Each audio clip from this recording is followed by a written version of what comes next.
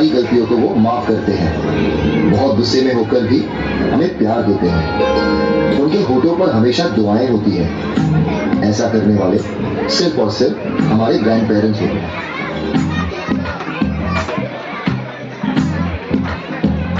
तू ही तो जन्नत मेरी, तू ही मेरा जुनून, तू ही तो मन्नत मेरी, तू ही रूह का सुकून, तू ही अखियों की ठंडक, तू ही दिल की है दस्तक। और कुछ ना जानूं मैं, बस इतना ही